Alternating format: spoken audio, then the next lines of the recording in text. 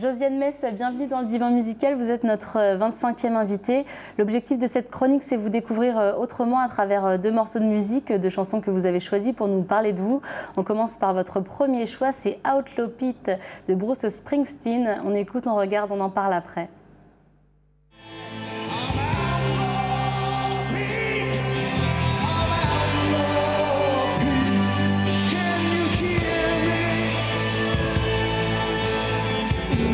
Alors Bruce Springsteen, pardon, je vais y arriver. Il n'y a pas de moi qui bafouille. Oui, aujourd'hui c'est dur. Hein.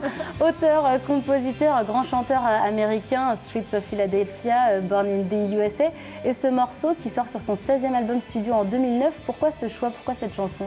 Parce que je trouve que même là, en l'écoutant, il y a une telle générosité qui s'exprime de lui qu'on ne peut pas faire autrement qu'être complètement emporté. Et c'est vrai que j'ai eu la chance de le voir 3 fois en concert et qu'à chaque fois, j'ai été médusée de voir que quelqu'un aussi, une personne comme ça, peut galvaniser le Stade de France, comme il galvanisait le Zénith. Bon, je ne l'ai pas vu dans des petites salles, mais à chaque fois, je me suis dit, quelle énergie toujours.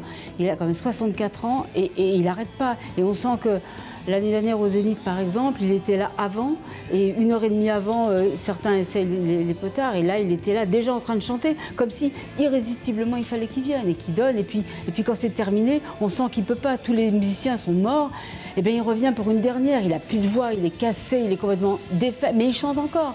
Et là, on se dit, mais ce type est vraiment formidable. Et il est formidable parce que c'est ce qu'il dit tout le temps. On vient de là-bas. C'est vrai qu'ils viennent du fin fond des États-Unis. Enfin, du fin fond, pas si fin fond que ça, hein, parce que c'est quand même le boss. Il donne tout pour son public à chaque fois. Et malheureusement, le temps passe très vite. On va être obligé de passer au second morceau. Je suis désolée, c'est une ode de Jean-Sébastien Bach qui est revue par le chef d'orchestre, alors que je ne me trompe pas, Philippe Herwegh. On écoute, on regarde, on en parle après.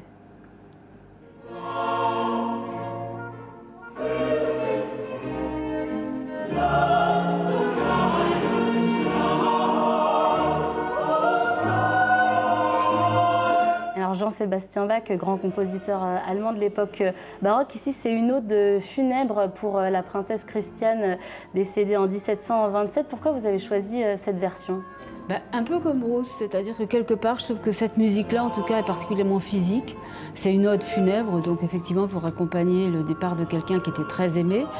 Et que pour l'avoir éprouvé récemment avec une amie trop vite disparue, c'est vrai que la musique en général, et cette musique en particulier, a le don de transformer nos larmes en quelque chose de plus léger. Donc effectivement, je ne peux pas dire que les films que je fais soient tristes, mais à un moment donné, ça me semble important de voir que le pouvoir de la musique est vraiment magique. Bien, on vous remercie pour ce Divan Express, Josiane Mess. Le Divan qui reviendra la semaine prochaine, Émilie. Tout sur un plateau, on n'en peut plus de cette émission qui est compressée dans tous les sens. Il y a trop de choses à mettre dedans. Merci beaucoup, Josiane, d'avoir joué le jeu avec nous. Et Mintili, bien sûr, on retrouve le Divan sur la chaîne YouTube et sur le SoundCloud, bien entendu, qui s'affiche sur vos écrans, chers téléspectateurs.